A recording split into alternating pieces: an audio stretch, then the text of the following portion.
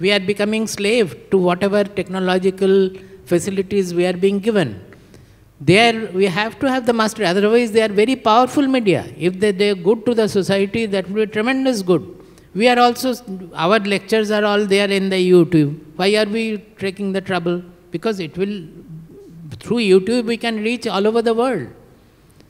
So similarly, bad things will reach, good things also will reach. Earlier, none of you had mobile. Now you have so many choices. Every day a newer model is coming and you are running after that model because you are not satisfied with this.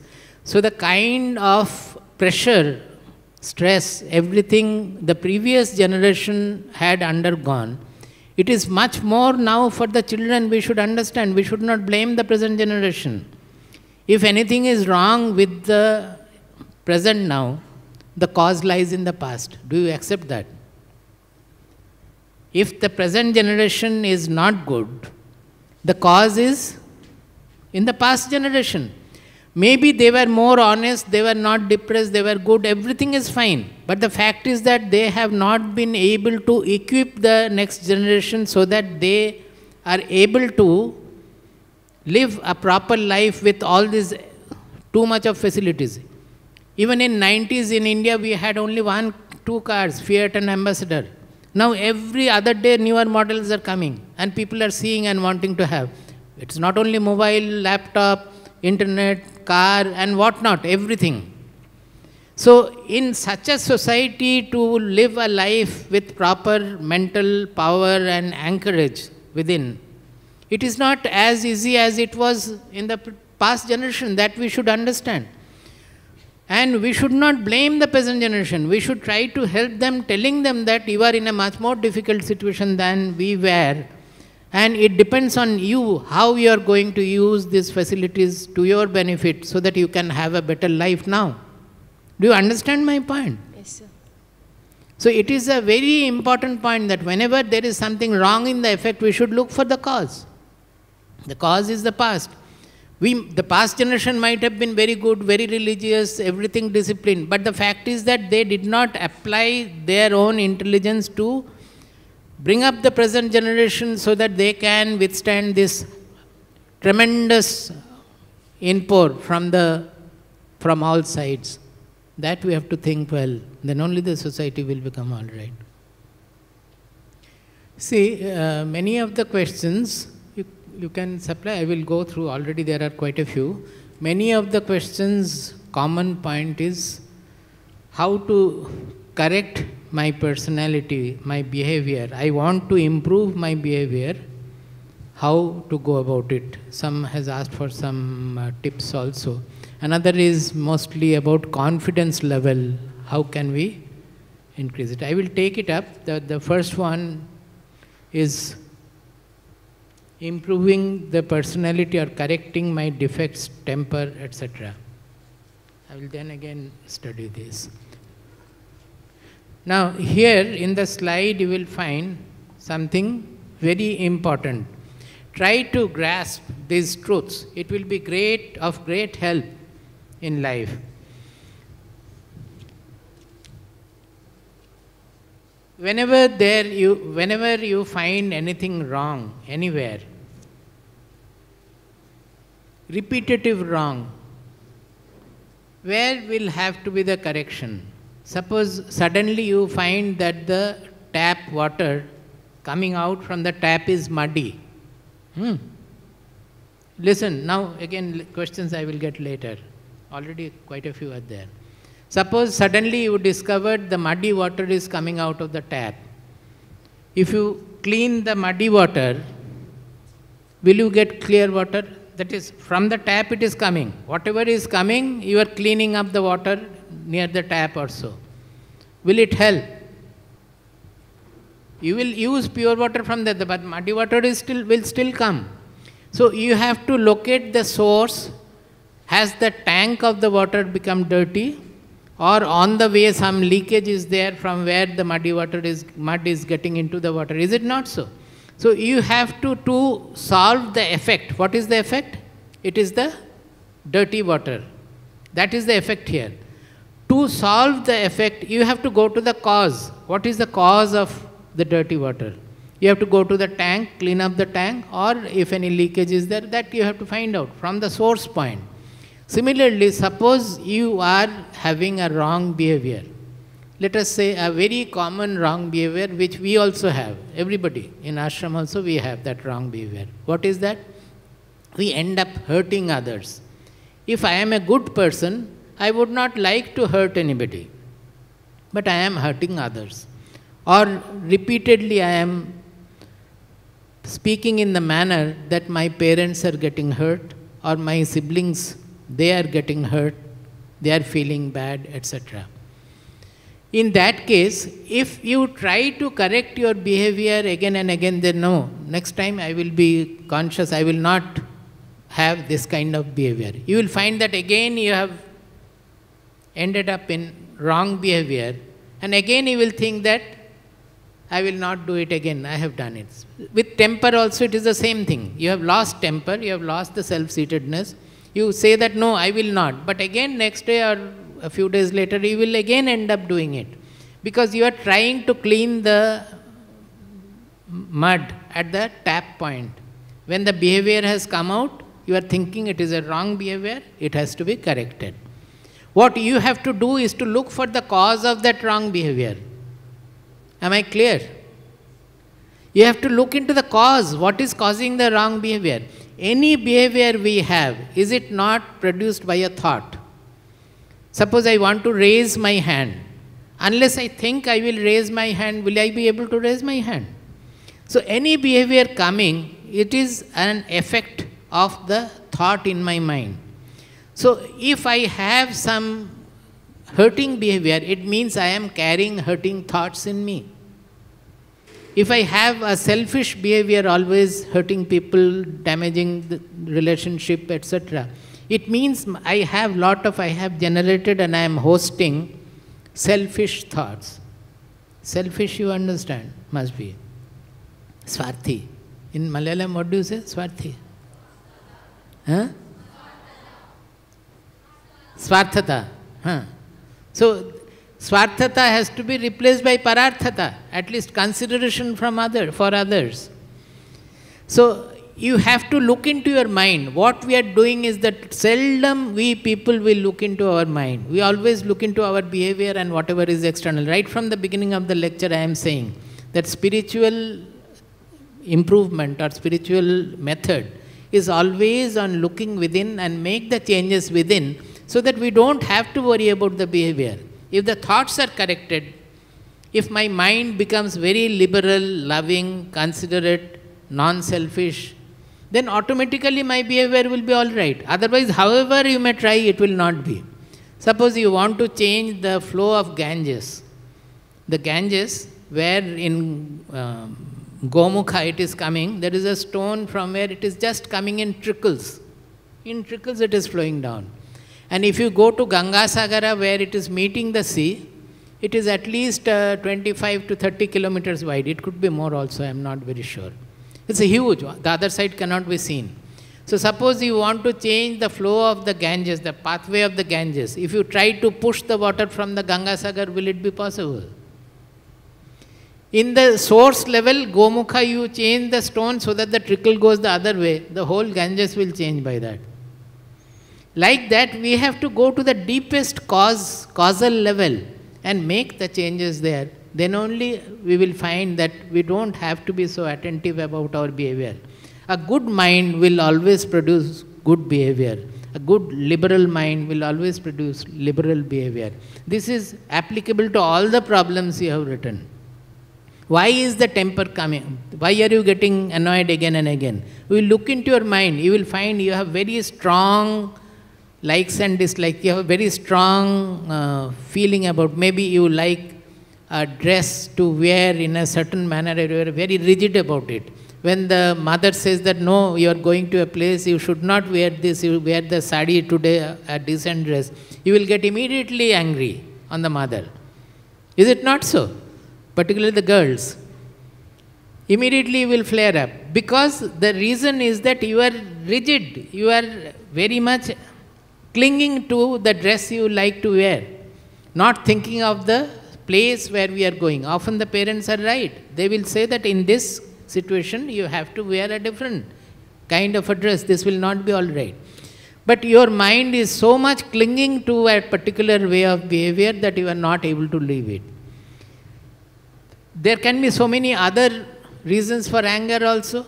About food, it is very common. The moment mother wants you to take some nutritious food, you are not taking it. You are always after snacks and which will spoil your health. Naturally, the mother will think that she wants her children to be good in health. She will ask for other things and you will fight with the mother. In most of the cases, you will find that this is coming from the inner rigidity. So your behavior will never be all right unless you are able to treat the rigidity within the mind. So initially it is the thoughts. The thoughts have to be corrected to change the behavior. Then you go further deep down, where from the thoughts are coming. Actually the thoughts are radiation from the mindset. See, it is like, suppose you have a iron ball, you heat it, it becomes red. When it is red hot, red radiation will coming from it. If you heat it further, it will become blue hot or white hot. Then blue radiation and white radiation will coming from it. Like that, we have a mindset. In Sanskrit, we call it bhava, the emotional content of the mind. If the mind is very selfish, then from such a selfish mind, only selfish thoughts will come. If the mind is loving, the loving mind will always generate loving thoughts. Generally, our mind is a mixture of all this. Sometimes loving thoughts, sometimes selfish thoughts, sometimes penalizing thoughts, various things are coming. So, the thoughts also we will be able to change, provided we treat the basic mindset, like where from the thoughts are appearing. That is what we try to do in spirituality. What we do, we think of our, we call it real identity, we call it soul, whatever, you need not understand all that. But the fact is that at one point deep down in our personality, we are all same. How? Have you found a person who does not like love? Have you found a person who does not like compassion? Love means like to be loved, you can say. That is basically he likes love. Have you found a person who doesn't want happiness or joy? Everybody is doing anything, it is looking for joy, but they are not getting. So, there are certain such qualities deep down in our heart. Actually, that is the soul. Suppose you are doing something alone. If you share with others, you will find a new joy coming to your mind through sharing. Because in our deep down, we are all one. We are not segregated, fragmented, as we think to be the, I am this and others are others. It is not so. People will be most happy when they are working in a harmonious team. I will tell you another story. Don't have much time, but let us see, at least understand something. It's not a story, it's a real event. Came in the paper also. Achha, there is a howling. Is it spoiling your recording? Then the recording will be completely. There is a sound. Is it okay there, recording part? A howling sound is coming. You can reduce the bass a little, not much, then I will not get the feedback. Little bass can, lower frequency can be reduced a little. See, one small boy used to go every evening with the father to a park. The father used to take him to the park. And in the park, you know, there will be so many ice cream wallas and other things selling. So this boy was fond of ice cream, very much attached to ice cream. So the father would buy him an ice cream. And every day he used to eat an ice cream in the evening. Now in the parks here also must be, in Calcutta I have seen that there will be a lot of urchin boys, very poor, living in shanties, basti and all. They don't get ice cream. So the people who throw their cups, they lick from that. Have you not seen ever? The present generation, you haven't seen that? We have seen a lot like that. They will stand there and from the thrown cups, they would, whatever they can get the taste of it, they would lick. Now this boy used to see an urchin boy like that, a poor boy like that, doing like this. Whenever he would throw the cup, the other boy will take the cup and lick it. It was like that. As we are generally, we don't think about anybody. He was fond of ice cream, he was happy getting the ice cream, he would not think of anybody else. But the father was a good father, so one day he said that, see this, every day you are seeing this boy taking your ice cream cup and licking. Can you not sacrifice your ice cream one day and give it to this poor boy? Let him have it for one day at least. So somehow the boy listened to it and gave the ice cream, full cup, without taking anything, he gave it to the boy. Oh, the boy was so happy, started taking the ice cream, his face changed, it became brighter. And this boy also, who used to eat the ice cream every day selfishly, today he got a different kind of a joy. His face also became brighter. Seeing the poor boy enjoying the ice cream, he got a different kind of a joy. It doesn't stop there. This poor boy, he took the half of the cup and then looked up towards the tree. A monkey came down from the tree. The remaining portion, almost half the cup, it gave to the monkey. And the monkey started taking it joyously. So the boy, in joy, he clapped. He was so happy today seeing that his sacrifice of the ice cream has resulted in so much of joy everywhere. He was very happy. Now the father points out to the boy that, see, every day you are eating ice cream and you are getting some joy. After the ice cream is over, do you have that joy anymore? It's gone. It is there as long as the ice cream is in contact with your tongue. You are getting the joy of it. Beyond that, it is not there. Not only that, suppose I feed you with 20 ice creams, will you be able to have the joy?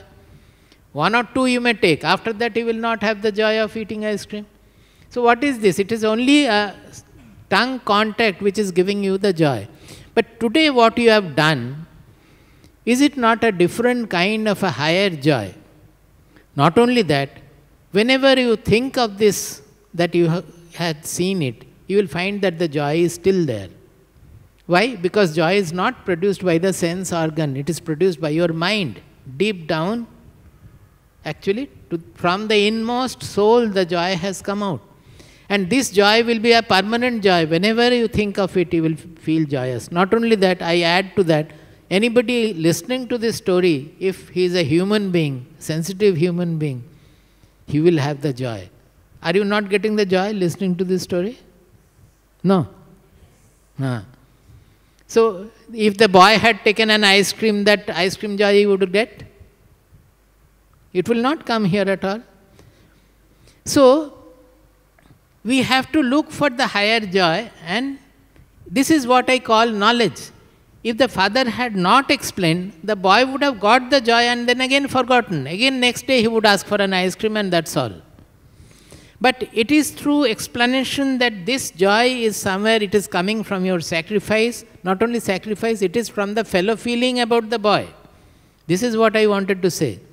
The final joy, the greater joy, the higher joy, it comes from the oneness that you have today understood the poor boy, that you are not only concerned about your own desire for the ice cream, but you have looked for the poor boy's satisfaction and the monkey also.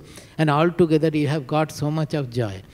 Like that, everybody has got its deep down in the personality, which we call soul. You call it soul, you call it I, call it identity. I generally use the word identity, means the I, where from it is coming.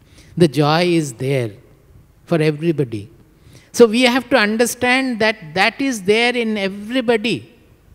Whether we know the soul or not, it does not matter. But this inmost being, this truth of this inmost being is present everywhere.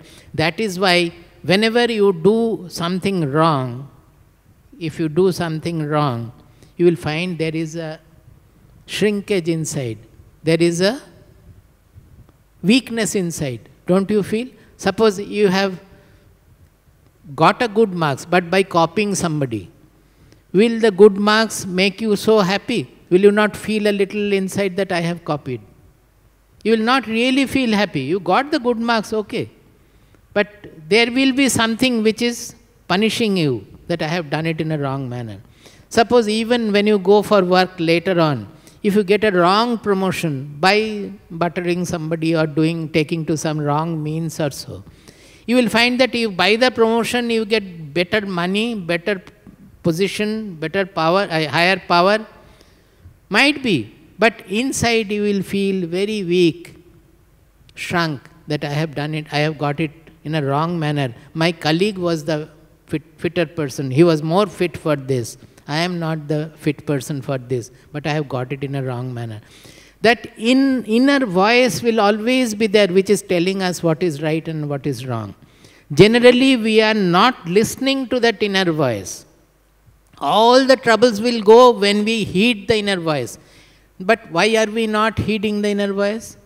Because of our slavery to some external things, either sense objects, or for some fame, reputation, my position. We think by posing, suppose I am a poor student and others are rich in the class, we try to cover up our poverty. Absolutely wrong. Why are we trying to cover up our poverty? By posing wrongly, that I am not so poor. If they come to know poor, they will perhaps neglect me. You declare your poverty and remain confident and straightforward about it. You will find people will respect you more. Are not people respecting our Prime Minister now? They know that he was a chai wala. This is a very common story, everybody knows now. Narendra Modi was selling tea in his earlier days. By telling it openly, is he not more respected than if he had hidden it? What do you say? Anything which you lack, if you are open about it, if you are transparent about it, then always you will find greater confidence, greater personality qualities. Always will be there. So generally we become weak, we become inferiority, we have inferiority complex because we want to hide ourselves. It's absolutely wrong. You will be most powerful when we stop hiding. You don't want to hide anymore. Whatever I am, I am. Everybody has some plus, some minus. With that, I will be there. Somebody may have some other good quality, I may have some other good quality. I will see my bad qualities and good qualities both. I will try to become better, that's all. But there is no point in hiding our real personality. The more we hide, the more we get defeated. We become slave and we lose power by that. Do you understand what I am saying? These are great points if you can follow in your life. If you can follow just once, thereafter I don't have to tell you. Because the joy you will get by following this, that will take you further. You will get the joy of winning over your tendency. What is that joy? Joy of victory. So far you were slave to your tendencies. Once you win over your lower tendencies and get to that higher qualities, what will happen is you will have the joy of victory over your slavery, victory over your lower tendencies. And that will take you further. Second time you will have still further. After 9, 10 times you have worked on it, nobody has to tell you. That joy will take you further. You will become more and more righteous, straightforward, transparent, open. That will look into all the defects you have mentioned here about the inferiority complex, about your behavioral problem. Even if you become angry and you are not able to control, say openly that friend or parents or so, this trouble I have, that I become angry, but I want to get rid of it. So whenever I become angry, you please point it out to me in a soft manner that you said that you don't want to become angry. You will say it will work like magic. In our childhood, I was in primary school at that time, we started playing a game among 4 friends of us, that if you find out a fault with me, I will give you one. Those days it was Anna, that whatever paisa was there.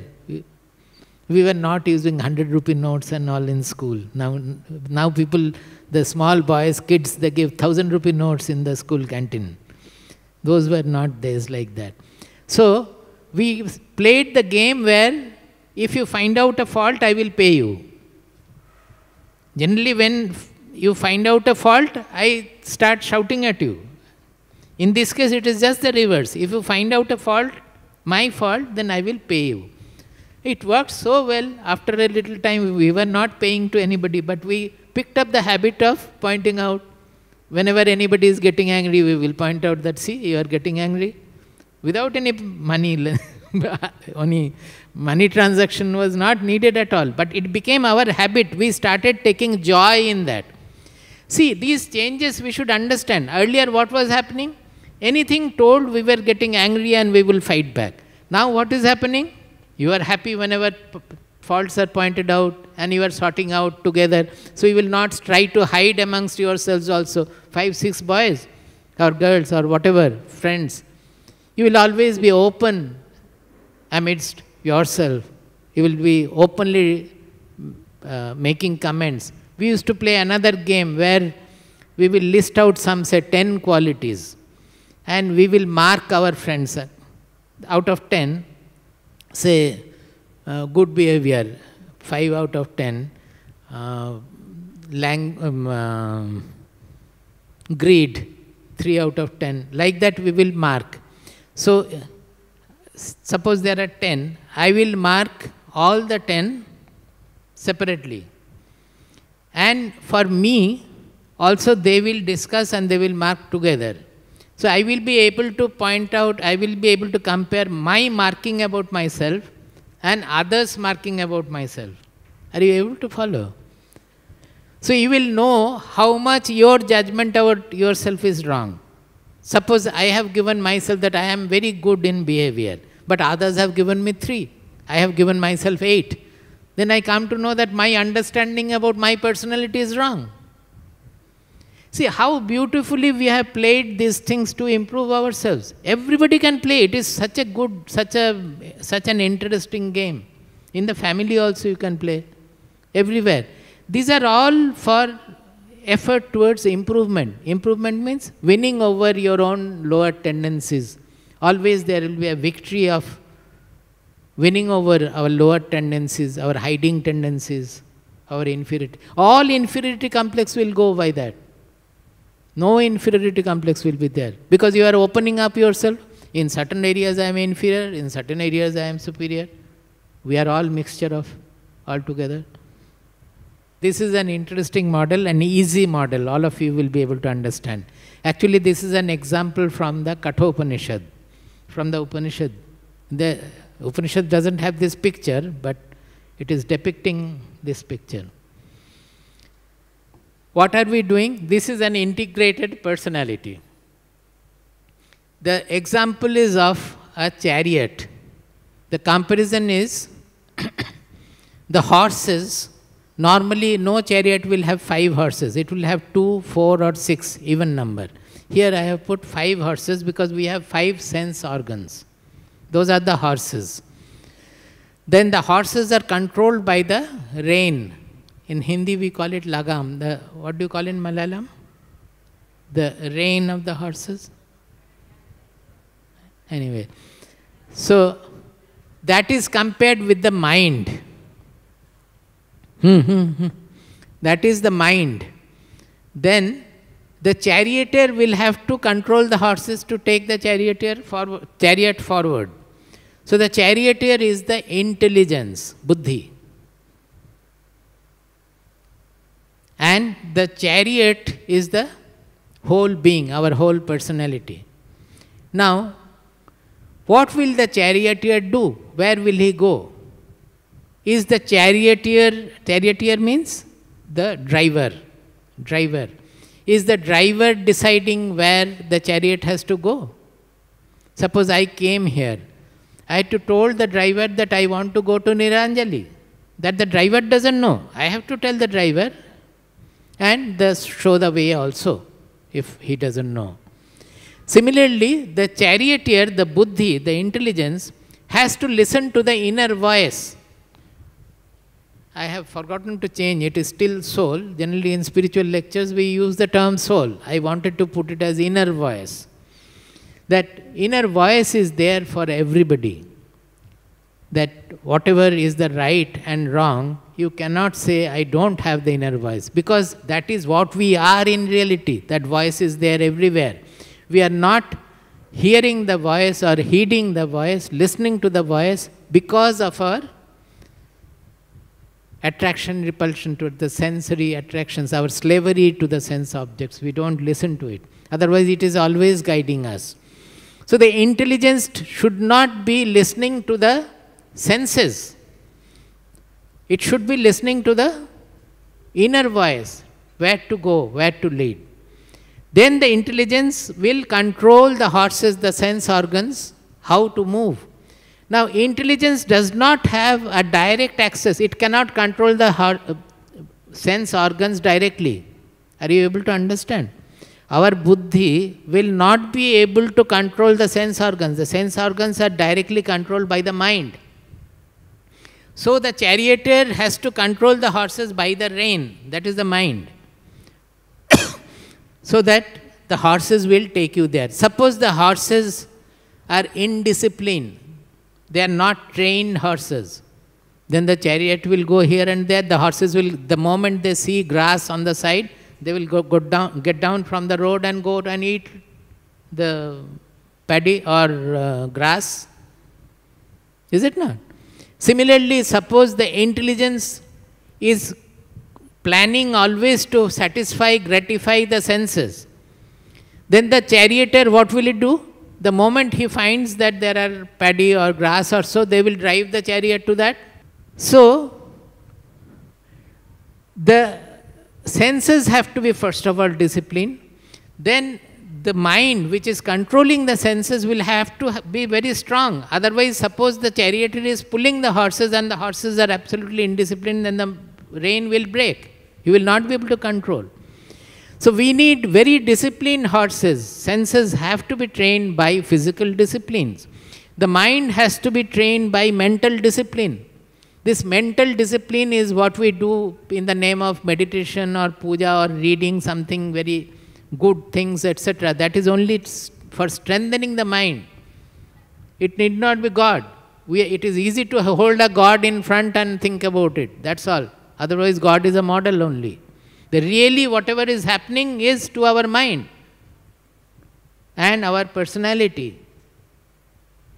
So, the mind has to be strengthened by mental discipline. Similarly, the intelligence should always look towards the inmost voice and should be trained to do it properly, not being slave to the mind and the senses, to the horses.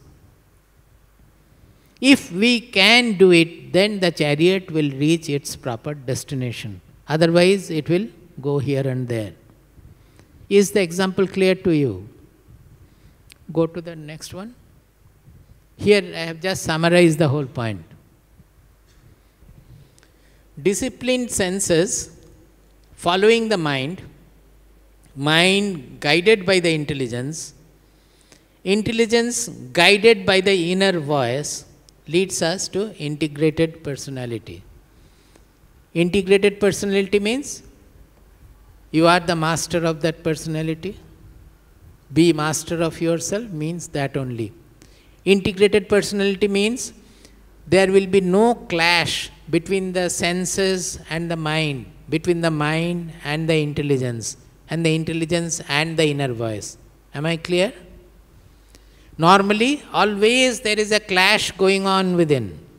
What the senses want, the mind does not want. Or the mind and senses want, the intelligence says it is wrong, don't do it. But we don't listen to the intelligence, we do it. So there is always a jhagda, a quarrel, a clash going on in our inner faculties. Emotionally we want to do something, the intelligence says no, it is not right. But the emotional pull is there. So everywhere this clash is going on. An integrated personality means there is no inner clash.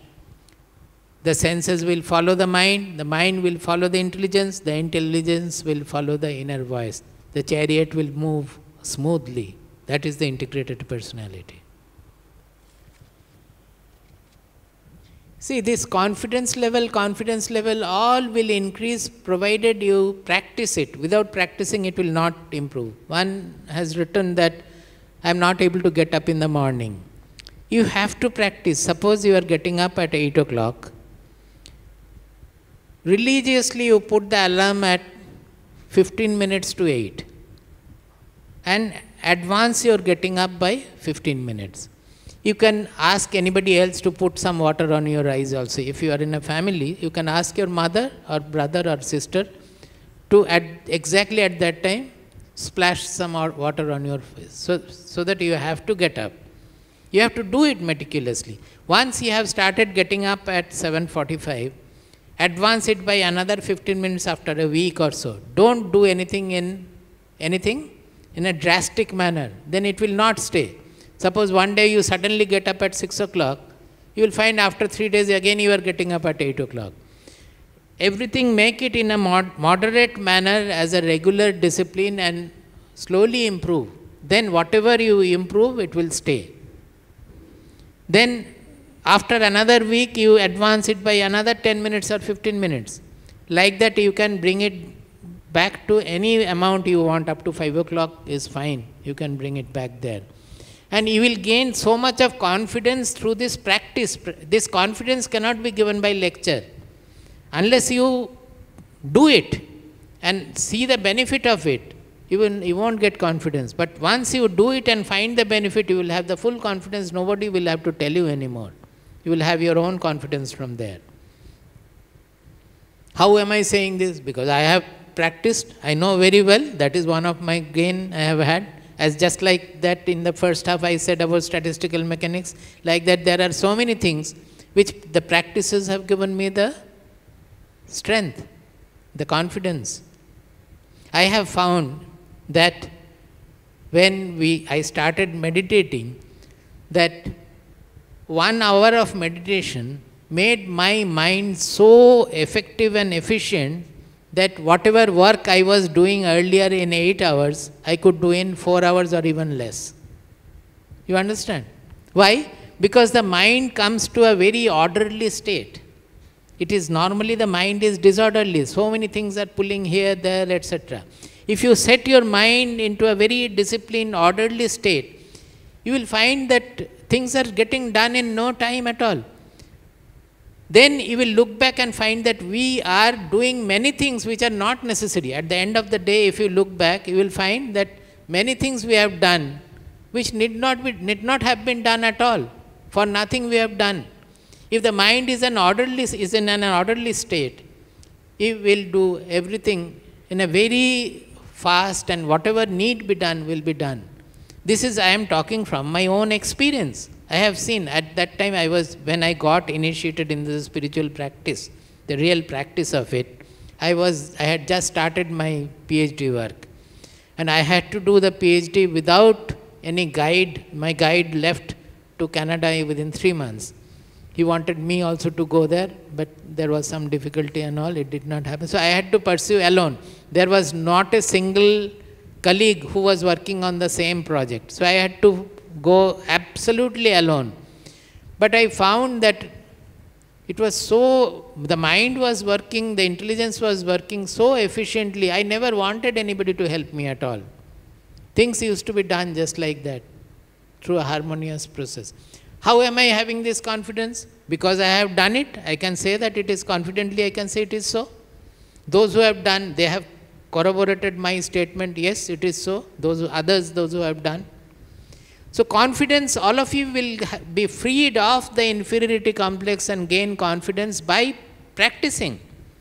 You know the Gandhiji story, that one mother had brought the son to Gandhiji because the son is given to eating lot of sugar, lot of sweet and sugar and all. The mother said that, Mahatma, if you tell him, perhaps he will listen to you. He doesn't listen to me. Gandhiji said, what is the problem? He listened to the problem, that this is what it is. Then he said, you come after 2 weeks. So the mother and child again came after 2 weeks. Then Mahatma said that, listen, my child, don't take sugar just like that. The mother was very puzzled. She said that you could have said it 14 days back also. Why did you ask me to come again after 14 days? Mahatma said that, because I was also eating lot of sweet and sugar.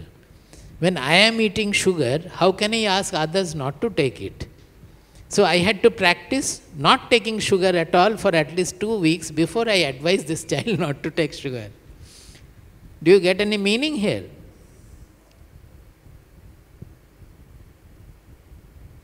So losing temper and all these things can be tackled in this manner. There are other techniques also which will need time to discuss. In 2 hours we cannot finish everything, but there are so many other kinds of what for the temper is. Those problems have to be gone in individual cases and dealt with. There are various ways of doing it.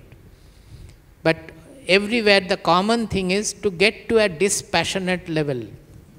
From the rigidity we suffer from, our mind suffers from, we have to get over that. Now here, this is a sort of concluding sites. I have skipped many. Just now, as I said, the knowledge has to be lived. Only when it is lived, it becomes powerful. See, in our Sanskrit literature, we call the knowledge fire. We call it Jnanagni. It's a common term used, Jnanagni. Because the entire spiritual knowledge is related to our personality. So, it is like fire. Why it is like fire? Suppose I give you a picture of a fire. Will you be able to cook your food in that? Will you get the warmth? I give you a picture of a fire. Will you be able to use it? But it looks like fire. Even if it is in a 3-dimensional movie, you are shown fire in a 3-dimensional movie. If you go and touch the fire, there is no warmth at all. It is only appearing to be fire.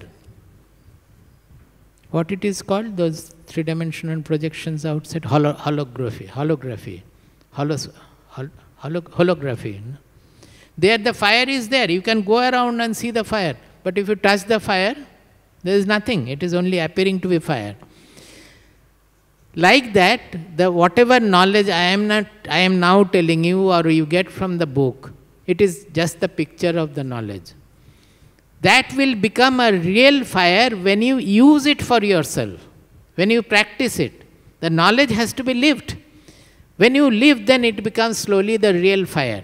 It grows in you and it will have its warmth, it will have its all the efficiency, everything. Until you use it, it is only a theoretical knowledge to be preached to others.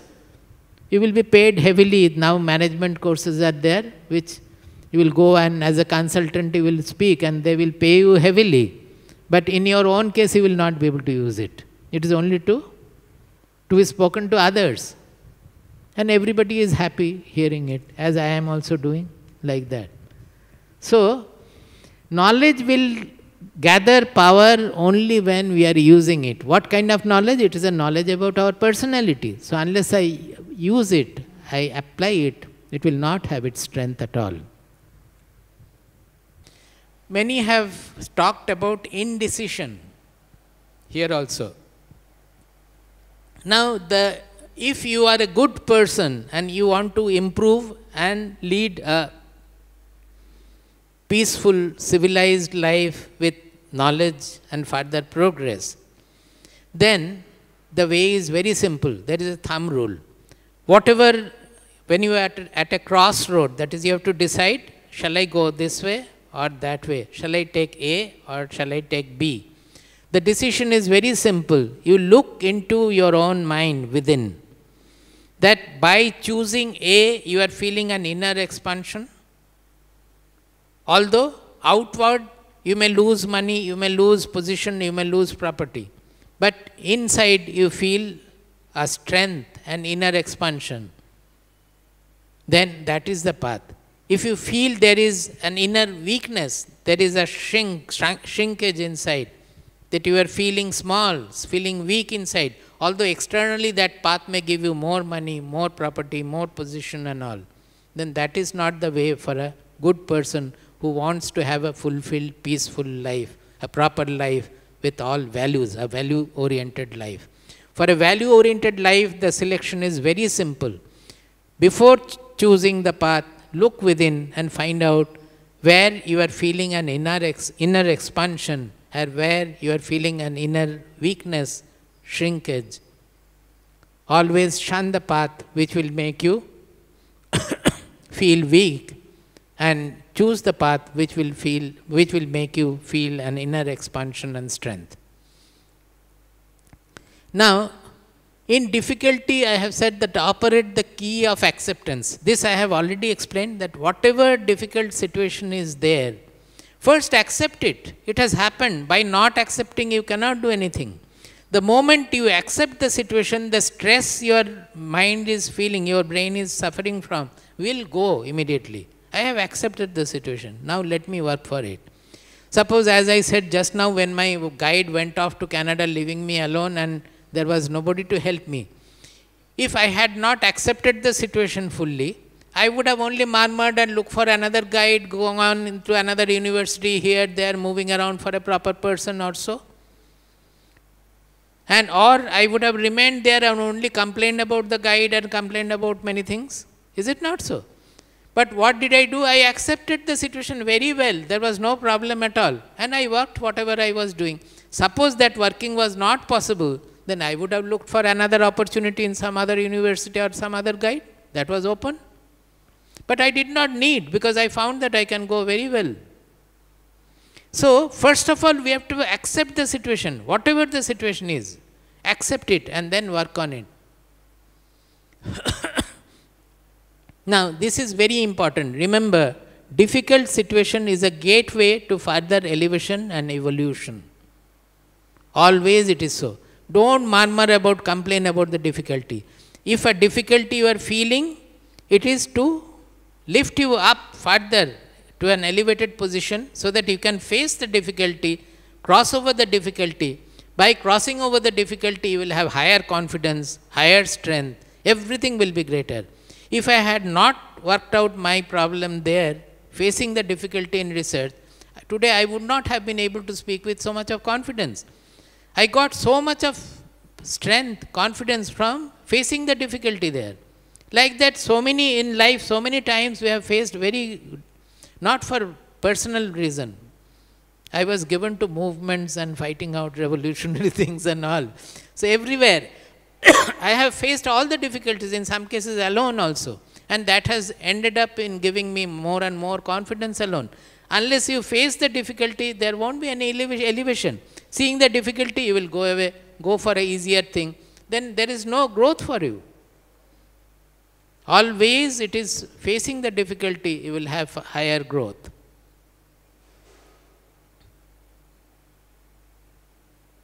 Now these two, it is meant for more for the corporate people, but true of everybody. Own up people and their mistakes, and love the way to global empire. That is, love is the ultimate force with which you can attain everything. Owning up people, by that what do we mean? That means always, suppose something is that we try to lay the blame on others. Even in a family also, we try to lay the blame on the brother or the siblings or this or that. Owning up means we belong to an institution, be it a family or the friends or the company or so. If anything has gone wrong, well, it is my mistake also. Let us see how to tackle it. Let us not blame anybody. Owning up means not to blame anybody. Correction will be there. Correction can be brought about. But owning up the people. Suppose a person, a grown-up lady, mother, if it is her own child, then she will own up the mistake. But if it is other's child, then she will be out to blame. Generally it is so. But if we can own up everybody, then we will not blame others' children also. In many cases I have seen the own children is actually the naughty boy and is at fault, but the mother is blaming the neighbor's children. That because of those boys, my son has become like this. Actually it is not so, it is the other way. But because it is her own child, she is not able to see the truth. If she had owned up everybody, then she would have seen the truth, who is wrong. Maybe both are wrong, whatever it is. This fear can be dealt with in the same manner. All the fears we have can be summarized in one statement. Listen, fear of losing what I like and fear of facing what I do not like. If it is fear of death also, it is because I have a wrong idea about death which I do not like. Or you can say, I like life and whatever we are, so we don't want to lose life.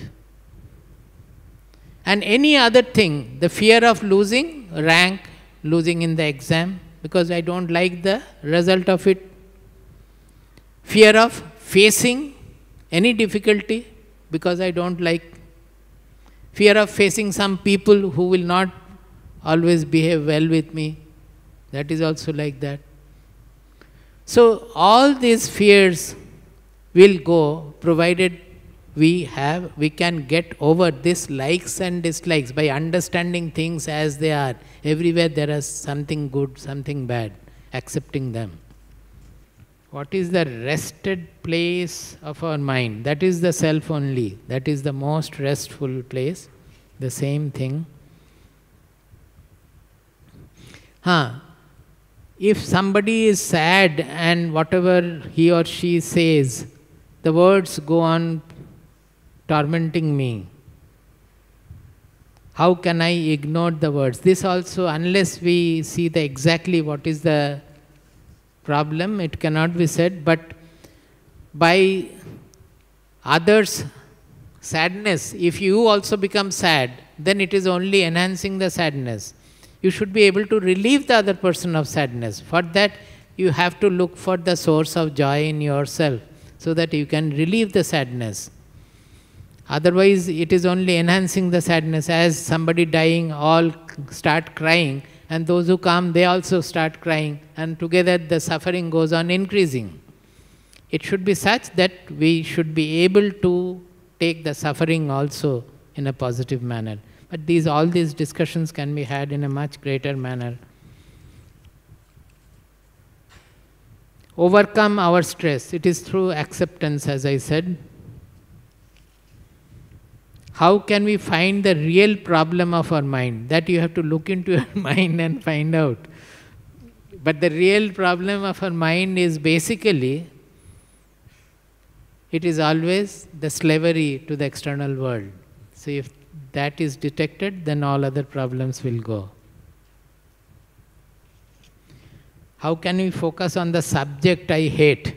I have already told from my experience that initially statistical mechanics I was hating, but by mastering the subject with full devotion, full effort, the hatred got changed into a love for that subject. That is the way we can do for maths, for science, for anything. Now, I wanted to give you the handout. There is not much time left, so I will just talk about it a little and then distribute it, and you can write the feedback after that. See, this is a 3-page handout where I have summarized to the extent I could in a simplified manner about what I said and what I want you to do. This has the 3rd page is on what you have seen in the slide, that chariot example. That is the 3rd page. Before that, what we have written is, with the lopsided growth of materialistic civilization over the past 4 decades, there has been a phenomenal increase in distraction, stress, competition, greed, and fear in the minds of people, especially the youth. This is what I have discussed today. Constant anxiety of acquiring what I don't have or losing what I have, and the fear of facing what I don't like or losing what I like have made our mind slave to the objects and situations. That the mind is always overpowered by what I am getting from the external situation, what I am losing there. Actually, it will be focused much more on the external situation when we are anchored in our inmost reality. Then that anxiety of losing or gaining or anything will not be there. That is the work of a free person, of a knower.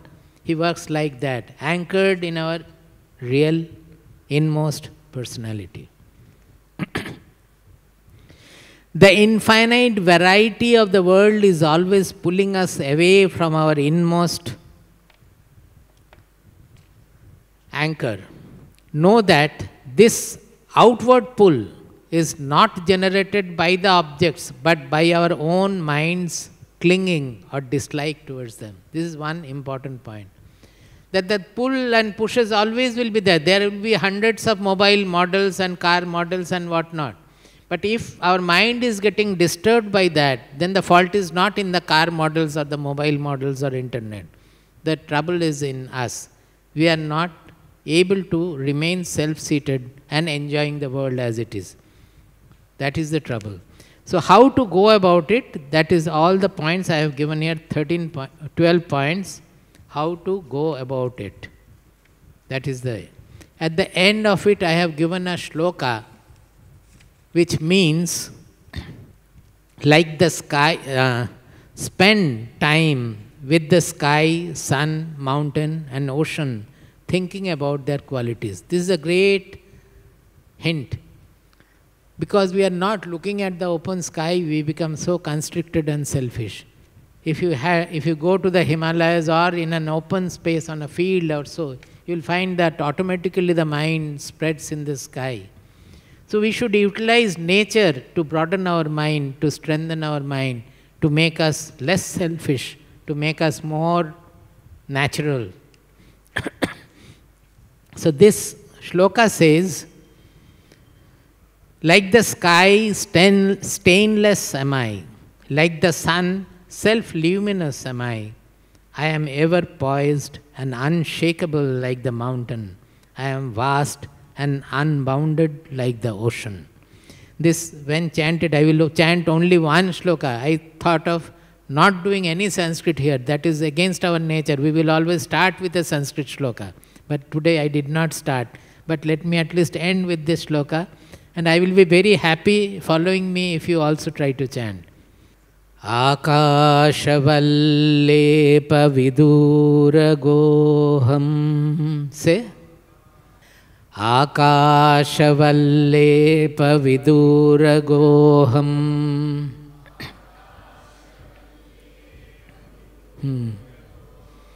Adityavad bhasya vilakshanoham.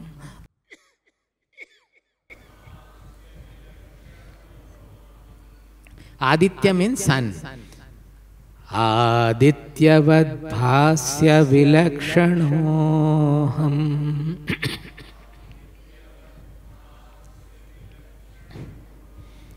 Aharyavan nitya vinishchaloham. Aharyavan means like the mountain. Nitya vinishchala means unmovable am I. Aharyavan nitya vinishchaloham.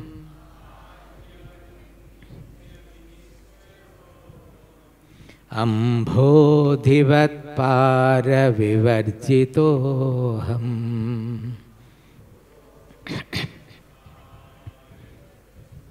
Like the sea, I am endless, I am boundless. Ambodhivat para vivarjitoham. If you can chant it well, you will find that it will pacify your mind, you will expand your mind. The mind will become sky-like, like the space. And that is the best, efficient mind with which we can solve all the problems.